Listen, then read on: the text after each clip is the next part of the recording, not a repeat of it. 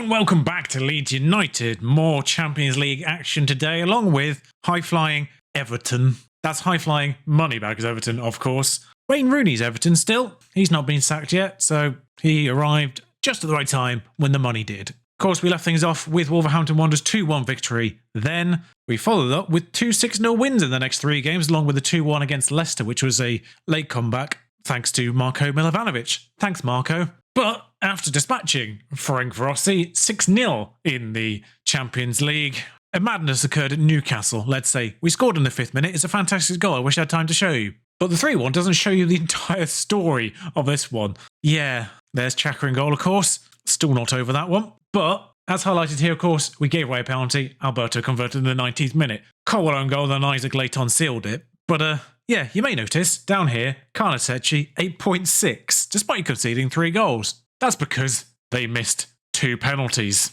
When the opponent misses 2 penalties in a row, you kind of start feeling like the game's on your side for a moment. And then, of course, Colwell own goal, which was actually a case of Evan Ndicka kicking it straight at Leroy Colwell, who had only just come on because Verismo was on a 6.1, and I decided enough was enough. Ndicka tried to clear the ball, and it hit Colwell, who was 2 feet away from him. Ndicka tried to clear it with his right foot as well, which was the weirdest part of all of that, considering he is very left-footed. Must improve ball control, says the cons. You're telling me. And then we followed up with a very disappointing 1-1 draw with Spurs, where Moukoko missed a wide-open goal. Goalkeeper gave the ball away. Literally an open net to aim for, and he hit the crossbar. Gomez hit the woodwork, the upright, from a basically open goal as well in the same match. Madness. Milenkovic finally scored a goal, which was the worst goal I've ever seen, ever. But it went in, and that's all that matters. And then Carlos said she gave the ball away, and Windle got the equaliser. It wasn't our time, that, but we did then beat PSV, who were top of the Champions League table at that point after 2 relatively fortunate fixtures. Got them 2 wins from 2. We dismantled them 2-0. They had 1 shot on target the entire game. Bournemouth dispatched 3-0. That took a while to get going, but we got there in the end with 3-0, and Brighton only just dealt with a 3-2 victory with a rotated team. But yes, it's second Everton and 24th place Dortmund right now after 3 games. Not sure what's happened there with Borussia. As you see by the fixture list, Liverpool continuing to do madness things in this timeline. Admittedly, 2 sendings off do help that particular one, but Everton remain in second, we remain in 4th as things stand, and we will stay 4th no matter what kind of happens here. Man United do have a game in hand against Spurs, so if they win that, they will actually go ahead of us if we lose. And we can go full strength this. Karnasecchi and Ndicka Verissimo, sure, strike's not fully back yet. Milenkovic, Ord, Szoboszlai, Aouar, Livramento, Moukoko, Pedro, Nketiah. Or Nketiah, as I should be saying it, as I've now realised. A lot of these didn't play against Brighton, so they should be nice and up for this. I'm trying to work out what their formation is on the basis of their lineup. Jed Spence, Face, and Salazar are 3 central defenders, so it's probably 3 at the back. Of course, they nicked Salazar off us as well, so yeah. Oh, Jed Spence is playing right back. Okay, so it is 4 at the back. Barnes, Iwobi, of all people, is still there, and Elise on the right-hand side.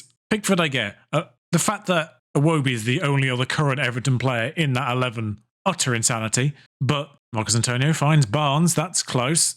Crystal Palace scored a 97th minute penalty to win their game at Aston Villa. Blimey. Verissimo now, though. Sensible back to there. Nketiah, Verissimo back out to Ndicka now. Szoboszlai finds Ord on this left-hand side, all of the space. Mokoko's running onto that. Jed Spence has obviously found him. Pickford's come rushing out, as of course he does. The most furious man in football. It's obviously going to be a penalty, but it does remind me of a comment I saw regarding Pickford during the World Cup, and it's they loved how much Pickford gets so angry having to do his job. And it's so true. Every time he's forced to make a save, he's yelling at the defence. Like, it's your job, mate. The defence is not infallible. Even the best defences aren't infallible. But Szoboszlai buries that one. And then, of course, there's the whole thing where I think it was Newcastle put out the graphic saying that Nick Pope had the most clean sheets, and then on that same list of clean sheets in the Premier League, next up was Ramsdale. And I was thinking, we took the highest 2 clean sheet goalkeepers in the Premier League and played Pickford. No matter how good he is for England, no matter how much loyalty is involved, you'd think that would matter. But no, Moukoko. Effectively the 2 most informed goalkeepers for the Premier League, and we played Pickford. Pedro, upright. Of course, it's only got better since then, because Pope, I think Pope's had 2 clean sheets since that graphic was made. I think he's had 10 clean sheets now. And that's not all down to the Newcastle defence, which is excellent now. And I know Pickford obviously isn't held by a not quite as good Everton defence, Milenkovic. And that's another penalty. So whether or not it was in the box, that's a good valid point there. It did look like it was just inside, but that could just be misrepresented. It is not. Szoboszlai will take another penalty, and Pickford will face up against this one as well. Oh, I've just forgotten. Those that do use this skin, there is an update to the skin. I have forgotten to upload it just yet. So in case there's any problems with the skin at this point in time, it's probably because of that. But buries it for a second time, does Dominic. I must do the update. If I remember rightly, Everton have lost a game at this point as well. I think Liverpool are the only ones unbeaten. We're doing well getting shots away from the penalty spot. I mean, we have had 12 shots, but only 2 have been on target that weren't penalties. So that could be improved, team. Marcos Antonio, one of the big money signings. Eventually dispossessed. He's got the ball back. He's been dispossessed again. Nketiah. Chaos. Another penalty. But though that was actually counted as a clear tackle, apparently. Have we seen the highlight? Was it one of those insane blocks? Did any of those count as a block or a great tackle or something? That very rarely happens. I'm not fully certain why their shorts are a different colour to their shirt, by the way. At least they go some distance. I may have made an error with the kits there. We are 2-0 up, even though I don't think we've actually played that well. Praise. Livramento with a throw-in. Lobs it to their defender, because why would you not bother trying to throw it to somebody on your own team? Schick's dispossessed. Milenkovic finds Nketiah. Livramento. I'm getting better at saying Nketiah. Livramento. Still Livramento. He's absolutely mugging off their number 7 right now. Just pulling him every which way. Awar finds Nketiah. Szoboszlai on the edge of the box. Could be a hat-trick. It isn't. That was the highlight. Shows you about the quality of this particular game. No one's absolutely knackered. And with Dortmund and the horizon, the one person I would take off most is Awar. And he's the one that's most likely to be replaced by Armada for that game. So the most replaceable person in this 11 right now is the one that's actually the one I would take off, which isn't great. Nketiah, fouled by Baka, who's on a yellow. Makoko, that's buried. Whether or not he was onside, I have no idea. But 71 minutes on the clock. Whilst they work that one out, as they it just pause it. We'll get Armada on, why not? We'll preserve Pedro for Milovanovic, Makoko for Gomez, why not? Livramento's tired as well, so Gottschling will make 4 subs and then we'll make the last one based on whether or not Dominic gets a hat-trick or not. He was onside, which is good news for us then. 3-0 against the team in second. Ooh, only just, I think. Only just. Good finish in the end.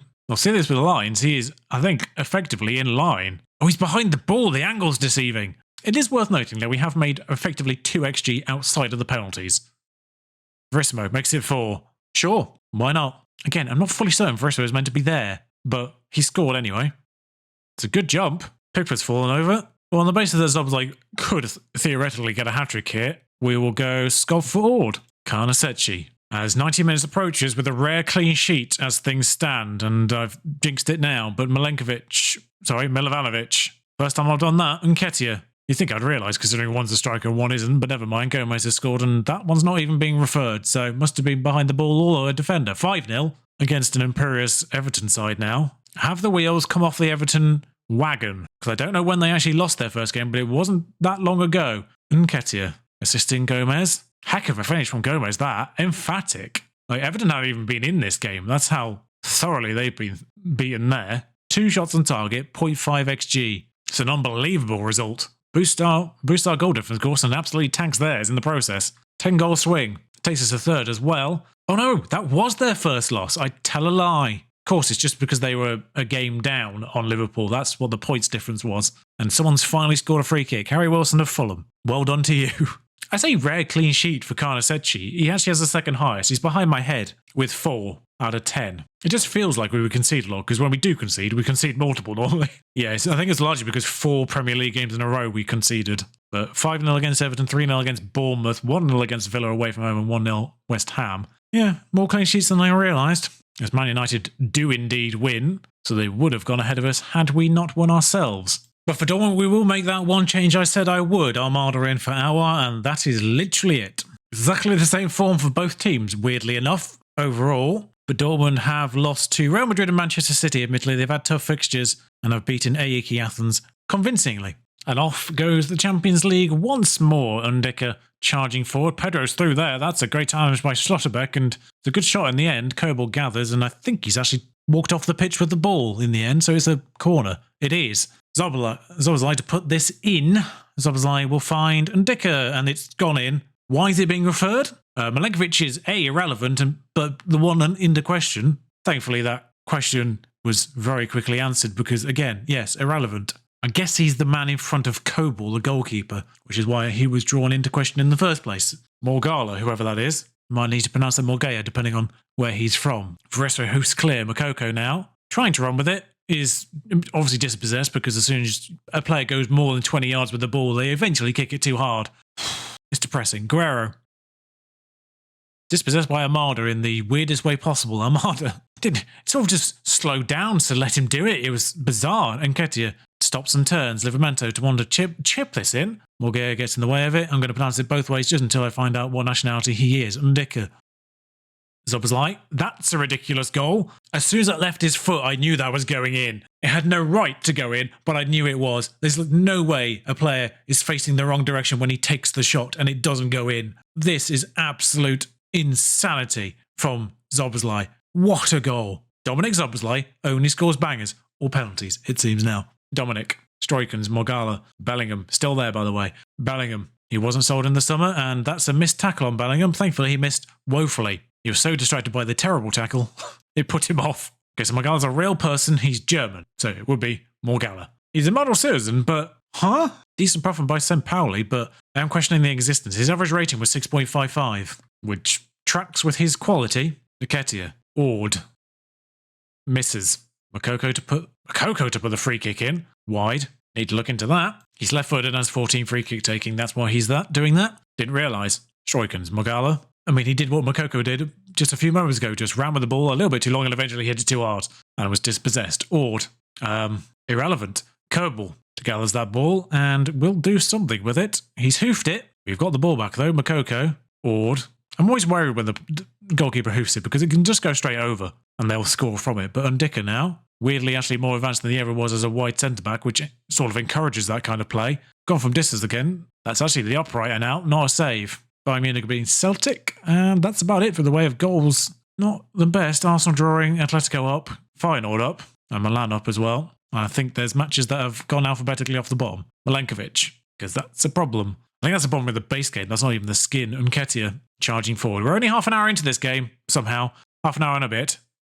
Oh, Makoko nearly scores against his former club there. As Fagir tries to, do something with it. I don't really know what he was attempting there. Guerrero with a free kick was about to praise, but we'll hold off as Sule, second bite of the cherry for Bino Gittins, and that's a little bit unfortunate. But at the same time, I guess it goes down as bad defending that it wasn't dealt with. Actually, does it hit the bar? I think Karnasetti pushes it onto the bar, but then it's just bad reactions from our defenders, as that clearly didn't go over the line. Thanks, goal line technology. How is this not being fixed? Dominik with another corner of our own, though. Caught by them, and Bino Gittins will be on to take away, but doesn't really have much in the way of support here. But that doesn't seem to have mattered so far, as he's eventually stopped and turned and found allies. Morgala to take over. It's got to Fagir in the middle, it's gone over. Not as dangerous as it first looked, I don't think. And I'm not fully certain I can praise now. Arsenal taking control of their game, Atletico very much taking control of theirs. Ord finds Makoko with the throw-in. That's actually a novelty. Nketiah, Ndika, Ord. Still Ord. Still Ord. Ndika. Dominik. Is he going to go for it again? I think he might. Shot was tame in the end. He went a little bit too close to goal. He went out of banger territory and that really hampered him, I think. Oh, there goes Ord with a foot injury. Oh, joy. Sculf. On. Pedro's not having a good one, but we're only 63 minutes in. I can read. Rosenberg making things interesting at Milan. Dominik, Almada. Finds Skov on this left-hand side. The first bit of action we see from him. Plays it back to Ndika. And Dominik now. Banger territory. Almada. Back to Dominik. Where are we going? Skov played in there. That's quite nice. Pedro's offside. I'm pretty certain he's missed anyway. Dominik has scored and is our best player, but he's also our most tired player. Tyler Adams on. This is the issue. Pedro's been our worst player. But half the time I feel like Pedro just gets the worst rating, purely because he's the one getting the most chances. And just because Gottschling will have to come on at some point, I might as well do it before the 75-minute mark and get him a rating. Morgala's been moved centrally, which is interesting. Armada to put this ball in and Ndika's there. Goal. And that might genuinely be because they put a right back as centre-back.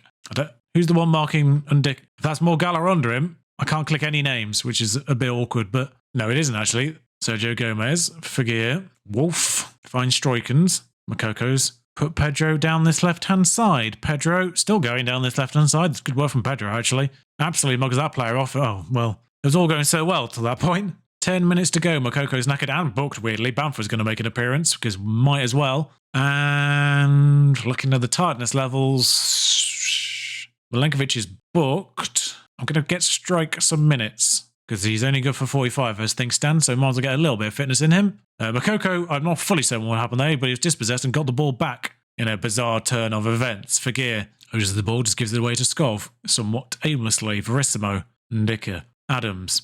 Oh, that reminds me, just because I saw Benfica on the bottom left, I did actually, central defender-wise, I did actually consider getting Silva, but Real Madrid got him. Almada scored the weirdest goal I've ever seen. Also, Man City have acquired a player called Nelson Wiper, and it does amuse me. I need to watch this again because I only saw it kind of out of the corner of my eyes as I was talking about Antonio Silva, I think it is. It comes off Gomez, I think that was, and then the goalkeeper kind of flaps. What a bizarre goal. But it's 4-1, and Ndicka scored 2, I've now realised. He was on the verge of a hat-trick there. Glad I didn't take him off. Does beg the question why we couldn't have done that in the final last year. So I had one of the best goals I've ever seen and one of the worst goals I've ever seen. Now, there's 5 teams on 9 points here, and by virtue of the fact that Real Madrid and ourselves are the only ones that have played a game so far, Real Madrid are the top and we're at the bottom of that pack. I'll show you why afterwards. 3 weeks forward, that's not great. We don't really have much in the way of left-backs. But when teams are all... No one's actually won all games. There's been a draw for the 3 English sides. Can't remember what I need to hover over. I think it's the positions. There we are. If I hover over that, you can see the individual table. I tell you, actually Stuttgart and Benfica have played each other. And because Stuttgart beat Benfica less than Real Madrid beat us, that's the order that's going in. Villarreal, who's played none of these teams, end up in the middle, which seems a little harsh.